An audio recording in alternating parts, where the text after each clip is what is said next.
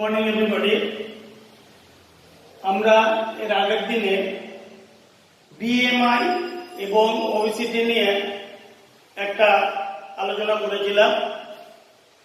তাতে দেখেছিলাম যে বিএমআই অর্থাৎ বডি মাস ইন্ডেক্স তার 25 থেকে 30 যার সূচক তাকে আমরা ওভার ওয়েট হিসাবে চিহ্নিত করি এবং 30-এর উপরে যাদের সূচক তাদেরকে আমরা ওবিসি হিসাবে চিহ্নিত করি, অর্থাৎ ওবিসিটি, অর্থাৎ তাই যাকে আমরা স্থূলতা বলি।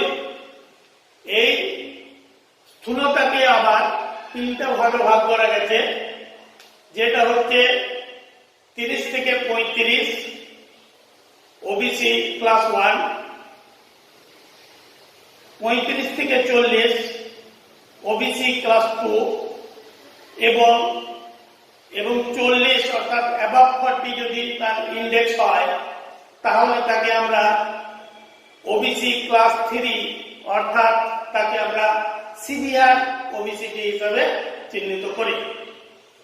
তো এই ওভারওয়েট এবং ওবিসিটি যাদের আছে বা যারা ওই ওবিসিটি এবং ওভারওয়েটের মধ্যে পড়ে তাদের শরীরে নানা রকম প্রবলেম দেখা দেয়।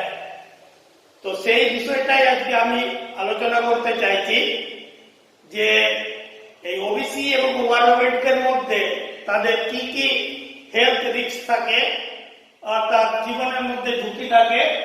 তো আজকের বিষয় হলো health risk associated with obesity, অর্থাৎ স্থূলতা ব্যক্তিদের শরীরের মধ্যে কি কি ধরনের প্রবলেম হয় বা প্রবলেম আসতে পারে সেগুলো নিয়ে আলোচনা করব।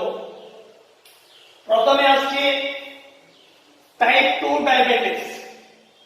ডায়াবেটিস ব্যাপারটা কি না, ডায়াবেটিস জিনিসটা হলো যখন আমাদের রক্তের মধ্যে রক্ত শর্করার পরিমাণ বেড়ে যায় সেটাকে বলা হয় diabetes. Increase the amount of blood glucose, সেটাকে বলবো আমরা ডায়াবেটিস। এখানে টাইপ 2 ডায়াবেটিস বলতে কি বোঝায় না, এখানে দু ধরনের ডায়াবেটিস আছে, টাইপ 1 ডায়াবেটিস এবং টাইপ 2 ডায়াবেটিস। এবার টাইপ 1 ডায়াবেটিসটা হচ্ছে তার প্রথম ফেজ, টাইপ 2 ডায়াবেটিসটা হচ্ছে প্রথম ফেজ। এইখানে এই টাইপ 2 ডায়াবেটিসের যেটা প্রধান কারণ হলো সেটা হচ্ছে ইনসুলিন রেজিস্ট্যান্স, অর্থাৎ যে ইনসুলিনটা সেই ইনসুলিনটা বাধা পায়। এবার এটাকে কি বলবো না, ইনসুলিন কি জিনিস, ইনসুলিন কোথা থেকে হয় না, ইনসুলিন হচ্ছে এমন একটা হরমোন যেটা অগ্নাশয়ের বিটা কোষ থেকে নিঃসৃত হয় এবং এর কাজই হলো যে ব্লাড গ্লুকোজকে মধ্যে যে শর্করাটা আছে অর্থাৎ যে রক্ত শর্করা, সেই রক্ত শর্করাটাকে কোষে পৌঁছে দেওয়া। এবার রক্ত শর্করাটাকে কোষে পৌঁছে দিতে পারলে রক্তের মধ্যে রক্ত শর্করার একটা স্বাভাবিক মাত্রা বজায় থাকে। এখানে ডায়াবেটিস 2-তে কি হয় না, ডায়াবেটিস 2-তে এটা যেটা হয় সেটা হচ্ছে মেনলি যে ইনসুলিন রেজিস্ট্যান্স। এই ইনসুলিন রেজিস্ট্যান্সটা কি জিনিস না, ইনসুলিন রেজিস্ট্যান্স হচ্ছে এমন একটা অবস্থা যখন ইনসুলিন কোষে রক্ত শর্করা প্রবাহে অর্থাৎ ট্রান্সপোর্ট অর্থাৎ পরিবহনে বাধা পায়। অর্থাৎ ইনসুলিনটা কোষে রক্ত শর্করা পরিবহনে বাধা পায়, সেটাই হচ্ছে ইনসুলিন রেজিস্ট্যান্স। আমাদের এটার সাথে তারা ওবেসিটি কি সম্পর্ক আছে না, সম্পর্ক আছে এই জন্যেই যে যারা ওবেসি তাদের পেশিকোষ যেমন আছে তেমনি তাদের অত্যাধিক পরিমাণ ফ্যাট কোষ থাকে এবং ফ্যাট কোষ অর্থাৎ ফ্যাট সেল, এই ফ্যাট সেল পেশিকোষের তুলনায় অধিক পরিমাণে আমাদের এই ইনসুলিন রেজিস্ট্যান্সটা ঘটায়। সেই জন্য এই আমাদের ডায়াবেটিস 2 প্রবলেমটা হতে পারে। এই ডায়াবেটিস 2 প্রবলেমের সাথেও আবার অন্যান্য বিভিন্ন ধরনের যে রোগগুলো আছে বা ডিজিজগুলো আছে সেগুলো বিশালভাবে সম্পর্কযুক্ত, যেমন হচ্ছে তার হাইপার টেনশন হতে পারে, হার্ট অ্যাটাক হতে পারে, তার কিডনি ফেলিওর হতে পারে, বিভিন্ন ধরনের প্রবলেমগুলো এই ডায়াবেটিসের সাথে কিন্তু সম্পর্কযুক্ত। এবার হচ্ছে হাইপার টেনশন। হাইপার টেনশন অর্থাৎ উচ্চ রক্তচাপ। উচ্চ রক্তচাপ কাকে বলে না? উচ্চ রক্তচাপ আমাদের সাধারণত একটা নর্মাল যে রক্তচাপ যে 80 থেকে 120, অর্থাৎ 80 থেকে 120 mm/Hg আমাদের, এবং এটাকেও আমরা একটা নর্মাল রেঞ্জ দ্বারা প্রকাশ করতে পারি যে স্বাভাবিক রক্তচাপ যেমন হচ্ছে সিস্টোলিক 120 এবং ডায়াস্টোলিক 80, এটাকে আমরা +-10 হিসাবেও আমরা কনসিডার করতে পারি স্বাভাবিক হিসাবে। তাহলে ধরে নেওয়া যায় যে ডায়াস্টোলিক 70 থেকে 90, এটাকেও আমরা নর্মাল বলতে পারি। আবার উপরের দিকে অর্থাৎ সিস্টোলিক চাপকে আমরা 110 থেকে 120, 110 থেকে 130 পর্যন্ত আমরা সেটাকে নর্মাল বলতে পারি। উচ্চ রক্তচাপ হলো সেই অবস্থা যখন কোনো ব্যক্তির সিস্টোলিক প্রেসার 130 এর উপরে এবং ডায়াস্টোলিক প্রেসার 90 এর উপরে থাকে, তখনই সেটাকে বলা হচ্ছে উচ্চ রক্তচাপ। এই উচ্চ রক্তচাপটা আমাদের ভারতবর্ষে বা সারা পৃথিবীতে একটা খুব খারাপ অবস্থাতেই আছে। যেমন একটা স্টাডি বলছে যে 2020 থেকে 2025 এর মধ্যে যা এখন আছে তার 60 গুণ 2020-তে যে পরিমাণ হাইপারটেনশন ছিল 2025 এর মধ্যে তার 60% বৃদ্ধি পাবে, এবং সেই বৃদ্ধি পাওয়ার পর তার পরিমাণটা দাঁড়াবে 1.6 বিলিয়ন। কল্পনা করা যায় না, এটা 1.6 বিলিয়ন। যাই হোক, এখন আমাদের কথা হলো যে এই হাইপারটেনশনের সাথে ওবেসিটির কি সম্পর্ক, বা ওবেসিটি হলে আমাদের হাইপারটেনশন হয় কেন, এটার সাথে সম্পর্ক। এইটা হচ্ছে যখন আমাদের শরীরের মধ্যে অত্যাধিক ফ্যাক্টস থাকে অর্থাৎ ফ্যাটি সাবস্টেন্স থাকে, এই ফ্যাটি সাবস্টেন্স গুলো আমাদেরকে যে এটা যে ভেসাল রেজিস্ট্যান্স, সেই ভেসাল রেজিস্ট্যান্সকে ইনক্রিজ করে। অর্থাৎ যে রক্তনালীগুলোর মধ্যে দিয়ে রক্ত যায়, সেই রক্তনালীগুলোকে রক্তনালীর মধ্যে রক্ত প্রবাহটাকে বাধার সৃষ্টি করে, তার ফলে আমাদের রক্তচাপ বাড়তে থাকে। 3 নম্বর হচ্ছে হাই কোলেস্টেরল। কোলেস্টেরল কি জিনিস না? কোলেস্টেরল হচ্ছে একটা মোম জাতীয় একটা মানে কি বলবো, ওটা ওয়াক্সি ফ্যাটি সাবস্টেন্স, অর্থাৎ মেদ জাতীয় একটা যে মোম জাতীয় একটা মেদ, মোম জাতীয় এক ধরনের মেদ। তো এই যে ওয়াক্সি সাবস্টেন্সটা কি করে না, এটা অ্যাকচুয়ালি আমাদের শরীরে কিছুটা কাজে লাগে। এটা পাওয়া যায় মেনলি যে আমাদের কোলেস্টেরল গুলো পাওয়া যায় যেটা রেড মিট, ডিমের কুসুম এবং পনির, এই সকল খাবারগুলোর থেকে আমাদের এই কোলেস্টেরলটা বেশি হয়। এই কোলেস্টেরলটাও আমাদের বিভিন্ন হরমোন সিক্রেশনে, ডাইজেস্টিভে কিছু কিছু কাজে লাগে। কিন্তু এই কোলেস্টেরলের মাত্রা যদি বেড়ে যায়, এটা কি হয়, ওবেসিটি থাকলে কোলেস্টেরলের মাত্রা সাধারণত বেড়ে থাকে। কিরকম প্রবলেম হয় না, কোলেস্টেরল এক প্রোটিনের সাথে যুক্ত হয়ে পড়ে লাইপোপ্রোটিন গঠন করে। এই লাইপোপ্রোটিন 2 ধরনের হয়। একটাকে বলা হয় LDL লাইপোপ্রোটিন, অর্থাৎ লো ডেনসিটি লাইপোপ্রোটিন কোলেস্টেরল, আর একটাকে বলা হয় HDL অর্থাৎ হাই ডেনসিটি লাইপোপ্রোটিন। এই যারা ওবেসিটি তাদের ক্ষেত্রে কি ঘটে না, লো ডেনসিটি লাইপোপ্রোটিন কোলেস্টেরলটা বৃদ্ধি পায়। আর হাই ডেন্সিটি লাইপোপ্রোটিন হ্রাস। এবার তাতে কি অসুবিধা হয় না, অ্যাকচুয়াল লো ডেন্সিটি লাইপোপ্রোটিন কোলেস্টেরলকে বলা হয় ব্যাড কোলেস্টেরল। কেন কি না, কোলেস্টেরলের যে মোম জাতীয় যে পদার্থগুলো থাকে, সেই মোম জাতীয় পদার্থগুলো কি হয় যে রক্তনালীর গায়ে, এরকম রক্তনালী যদি থাকে, এই রক্তনালীর গায়ে নিয়মিত করে জমতে শুরু করে।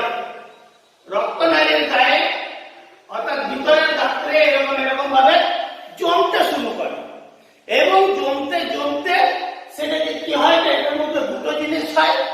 একটা হচ্ছে যে এটা যে রক্তনালীর যে পরিধি, সেই পরিধিটাকে সংকীর্ণ করে দেয় এবং রক্তনালীটাকে হার্ড করে দেয়, অর্থাৎ শক্ত করে দেয়।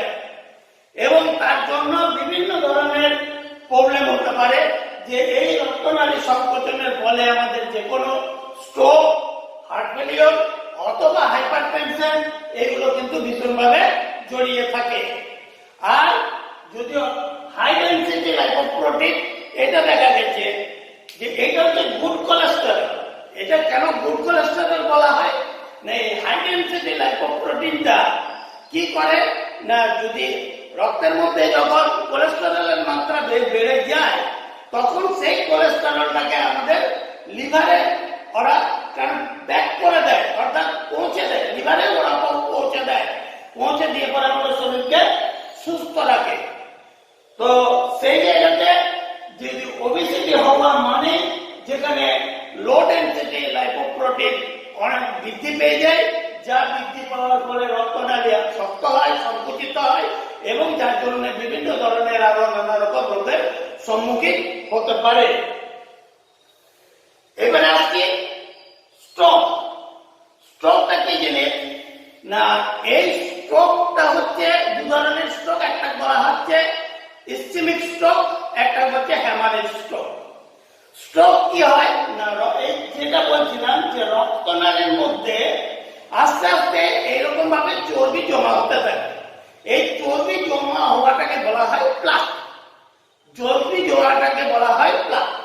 এইবারে চর্বি জমা হতে হতে দেখা যায় যে এমন সময় আস্তে আস্তে চর্বি যদি জমা হয়, তাহলে এইরকম একটা সৃষ্টি হতে পারে।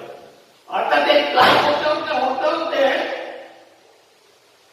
এটা প্লাক হয়ে যায়। প্লাক হয়ে যাওয়ার পরে এক সময়তে রক্তনালী বন্ধ হয়ে যায়। এটাকে বলা হচ্ছে আর্থ্রোস্ক্লেরোসিস।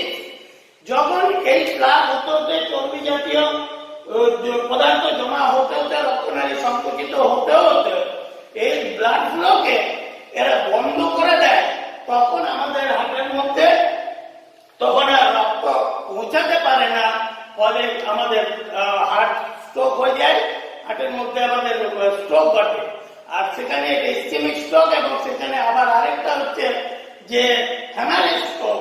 হ্যামারেজ স্ট্রোক হচ্ছে আমাদের রক্তনালী সংকুচিত হওয়ার পরে ব্লাড ফ্লো যখন ব্রেনের দিকে যায়, তখন সেই ব্রেনে সেই ব্লাড ভেসেল গুলো ছিঁড়ে যায়। ব্লাড ভেসেল গুলো ছিঁড়ে যাওয়ার ফলে যে রক্তক্ষরণ হয়, সেই রক্তক্ষরণের ফলে আমাদের সেই হ্যামারেজ স্ট্রোকটা ঘটে। এরপরে আসছি হার্ট অ্যাটাক। হার্ট অ্যাটাক ব্যাপারটা কি না, এই হার্ট অ্যাটাকটা হচ্ছে আমাদের শরীরের মধ্যে, আমাদের বিশেষ করে হার্ট হচ্ছে এক ধরনের পেশি দ্বারা গঠিত। এই পেশিগুলোর মধ্যে পেশিগুলোকে বেঁচে থাকার জন্য পেশিতেও আমাদের যথাযথ নিউট্রিয়েন্ট, অক্সিজেন সবকিছু পৌঁছানো দরকার। তাহলে সেই পৌঁছানোটা কে করে না, হার্টের মধ্যে যে সরু সূক্ষ্ম সূক্ষ্ম যে ভেসেল আছে সেগুলোকে বলা হয় করোনারি আর্টারি। এই করোনারি আর্টারিতে সেই কোলেস্টেরল জমা হতে হতে এইগুলো আস্তে আস্তে আস্তে আস্তে কোলেস্টেরল জমা হতে হতে সেখানে ব্লাড ফ্লোটা কমে যায় এবং ব্লাড ফ্লো কমে যাওয়ার ফলে সেখানে অক্সিজেনও কমে যায়। অতএব সেই কোষগুলো আস্তে আস্তে আস্তে আস্তে দেখা যায় যে কোষগুলো আস্তে আস্তে মারা যায় এবং সেখানে এই আর্থোস্ক্লেরোসিস হওয়ার ফলে সেখানে রক্ত সাপ্লাইও বন্ধ হয়ে যায়, তার ফলে এখানে হার্ট অ্যাটাকটা হয়। এরপরে আসছি ক্যান্সার। দেখা গেছে যে যে ক্যান্সার যারা মেদবহুল অর্থাৎ ওভারওয়েট অথবা ওবিসি যারা আছে, সেই ওবিসি ব্যক্তিদের নানা ধরনের ক্যান্সারের সম্মুখীন হয়। কিরকম? এই ধরনের ক্যান্সার হতে পারে কোলন ক্যান্সার, রেকটাম ক্যান্সার, অর্থাৎ যে সকল আমাদের ক্ষুদ্রান্ত বৃহত্তর বা রেকটাম আমাদের আছে পায়ু, সেখানে বিভিন্ন ধরনের ক্যান্সার হয়। তাছাড়া গলব্লাডার ক্যান্সার, ইউটেরাস ক্যান্সার এবং তার সাথে ব্রেস্ট ক্যান্সার, এই সকল ক্যান্সারগুলো যারা ওবিসি তাদের এই সকল ক্যান্সারগুলো তাদের মধ্যে সম্মুখীন হয়। এইগুলো কেন হয়? সাধারণত আমি দুটো কজ বলছি। একটা হচ্ছে যে long time inflammation. Long time inflammation বলতে কি বোঝায়? যে সাপোজ একটা উদাহরণ দিই, আমার এখানে একটা কোনো জায়গায় কেটে গেছে অথবা কোনো একটা জায়গায় আমার ফোড়া হয়েছে। এই কেটে যাওয়া বা ফোড়া হয়ে যাওয়ার ফলে আমার শরীরের মধ্যে যদি ব্লাড সুগারের পরিমাণ বেশি থাকে, অর্থাৎ আমি আগেই বলেছি যে যারা ওবিসি তাদের সুগারের পরিমাণ বৃদ্ধি পায়। অতএব এই সুগারের পরিমাণ বৃদ্ধি পাওয়ার পরে দেখা যায় যে সেই জায়গাটাতে এই যে আমাদের প্রদাহটা হয়েছে অর্থাৎ কেটে যাওয়া বা আমাদের ফোড়া, সেই প্রদাহটা দীর্ঘদিন ধরে কিন্তু শুকায় না বা সারে না। এই দীর্ঘদিন ধরে প্রদাহটা থাকার ফলে সেই সকল স্থানগুলোতে কিন্তু ক্যান্সারের সৃষ্টি হয়। সেই রকম একই জায়গায় ব্যাপার হচ্ছে ওই কোলন ক্যান্সার ইত্যাদি ইত্যাদি। আর হচ্ছে আরেকটা উদাহরণ হচ্ছে যে এই ফ্যাট সেলগুলো ইস্ট্রোজেন ক্ষরণ করে। এই ইস্ট্রোজেনের পরিমাণ অধিক পরিমাণে যখন ক্ষরণ হয় তখন কিন্তু আমাদের বিশেষ করে মহিলাদের ক্ষেত্রে, বিশেষ করে না তাদের মহিলাদের ক্ষেত্রে যে এই হরমোনটা ক্ষরণ হয় ইস্ট্রোজেন, সেই ইস্ট্রোজেনটা অধিক পরিমাণে ক্ষরণ হওয়ার ফলে তাদের ইউটেরাস এবং তাদের ব্রেস্ট ক্যান্সার হওয়ার সম্ভাবনা কিন্তু প্রবল। এই হলো ক্যান্সার। এরপরে বাকি হচ্ছে, বাকিগুলো আমি আবার এরপরে একটার পরে একটা বলছি।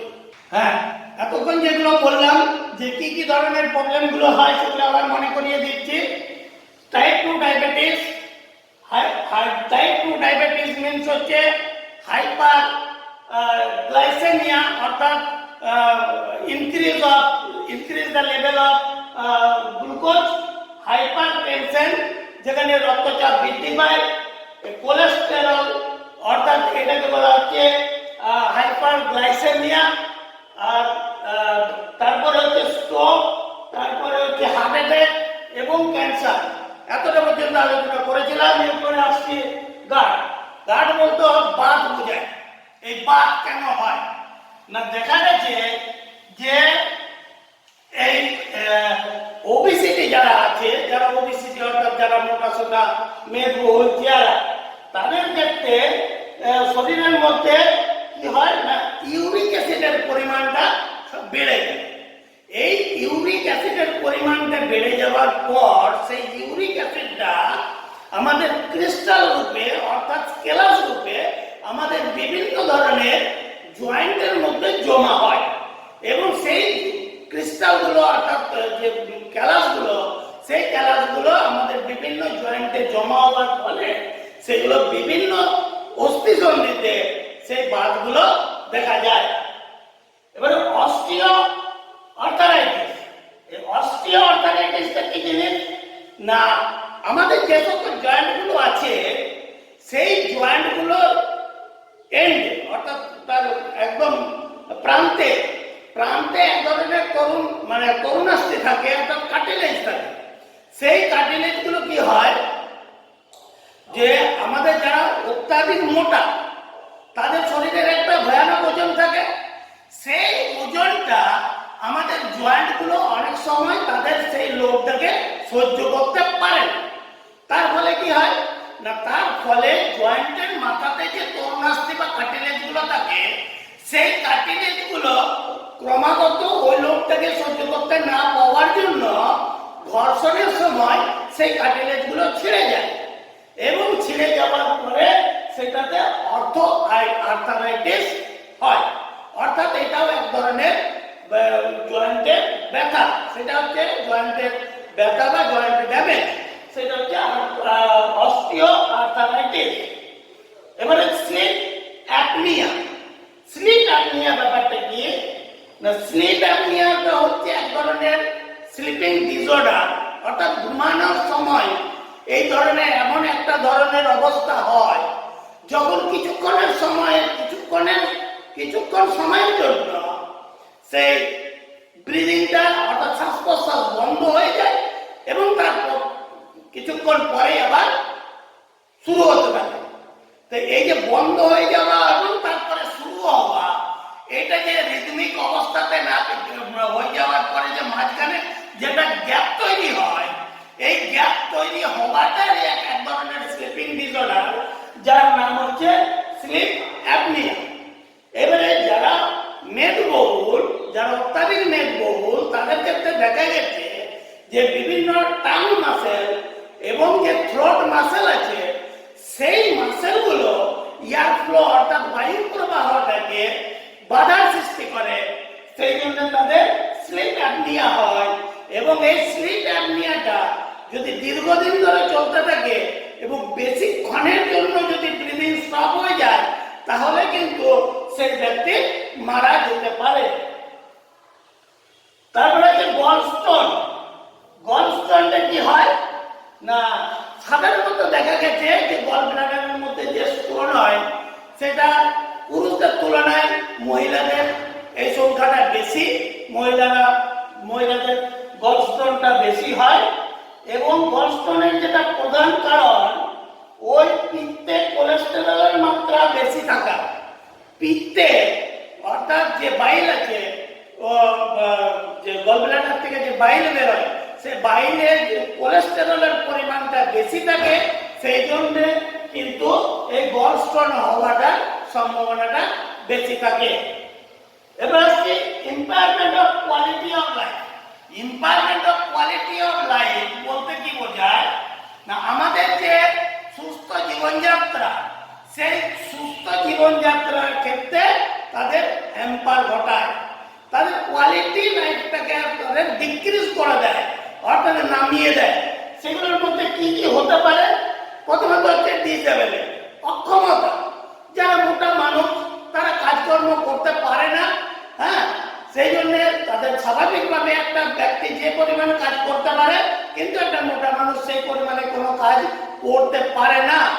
এইটা হচ্ছে তাদের ডিসেবিলিটি। এবার হচ্ছে সেক্সুয়াল প্রবলেম। মোটা যারা আছে, মোটা ব্যক্তিদের ক্ষেত্রে বিভিন্ন ধরনের সেক্সুয়াল প্রবলেম দেখা দেয়। তারপরে হচ্ছে সেলফ অ্যান্ড গিল্ট, অর্থাৎ লাজুক এবং নিজেকে দোষী মনে করা।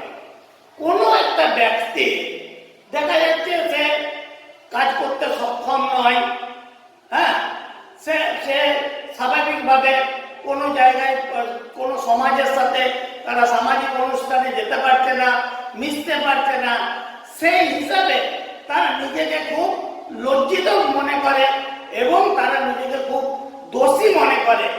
এইটা তাদেরকে মাইন্ডের মধ্যে তাদের একটা বিরাট এফেক্ট করে। তাছাড়াও হয় social isolation. Social isolation, suppose একটা দেখা গেল যে কোনো একটা অনুষ্ঠান বাড়ি আছে, অথবা যদি কোনো একটা পূজা পার্বণ ইত্যাদিতে মোটা মানুষ যারা, তারা বলে না আমি যাব না, ভালো লাগছে না, অত দূর হাঁটতে পারবো না, ইত্যাদি ইত্যাদি। অতএব তাদেরকে দেখা গেছে তারা সমাজের থেকে বিচ্যুত হয়ে গেছে। এই সমাজের থেকে বিচ্যুত হওয়াটা হচ্ছে সোশ্যাল আইসোলেশন। এবং লোয়ার ওয়ার্ক অ্যাচিভমেন্ট, যেটা প্রথমেই বললাম ডিসেবিলিটি, সেই ডিসেবিলিটি তাদের যে পারফরম্যান্স, সেই পারফরম্যান্স সবসময় নিচে থাকে, তারা সেই তাদের নিজের যে টার্গেট কাজ করার যে টার্গেট সেই পরিমাণ কাজ করে তারা উঠতে পারে না। হ্যাঁ, এইটাই হচ্ছে তাদের লোয়ার অ্যাচিভমেন্ট। এরপরে আসছে মেন্টাল ইলনেস। মেন্টাল ইলনেস, যারা এই ধরনের ওবিসিগ্রস্ত তাদের দেখা গেছে যে কিছু মানসিক দিক দিয়ে তারা কিন্তু ভুগছে। সেই মানসিকটা হতে পারে যে হতাশা হতে পারে, উদ্বেগ হতে পারে, বা অন্যান্য আরো নানা রকম সাইকোলজিক্যাল প্রবলেম তাদের মধ্যে দেখা দিতে পারে। তো সেইগুলো দেখা গেল যে এতগুলো পয়েন্ট যে আমাদের ওবিসিটির সাথে যে হেলথ রিস্ক গুলো আমাদের যুক্ত আছে, সেই হেলথ রিস্ক গুলো আমাদের খুবই জানার দরকার আছে। সেটা আমাদের বাস্তব জীবনেও কাজে লাগবে এবং আমাদের পড়াশোনাতেও কাজে লাগবে। অতএব এই পয়েন্টগুলো ভালোভাবে তোমরা আর একটু ভালো করে দেখো, বোঝার চেষ্টা করো। যদি কোনো বুঝতে অসুবিধা হয় তাহলে সরাসরি আমার সাথে যোগাযোগ করবে। আজকে এই হেলথ রিস্ক সম্বন্ধে গোটাটাই ডিটেলস আমি আলোচনা করেছি এবং আগামী দিনে আমি আবার আরম্ভ করব যে causes of obesity and solution of overcoming obesity. পরের দিনে আলোচনার বিষয়বস্তু হচ্ছে causes and solution of overcoming obesity. এইটা নিয়ে পরের দিনে আলোচনা করব। আজকে এখানে শেষ করলাম। ধন্যবাদ।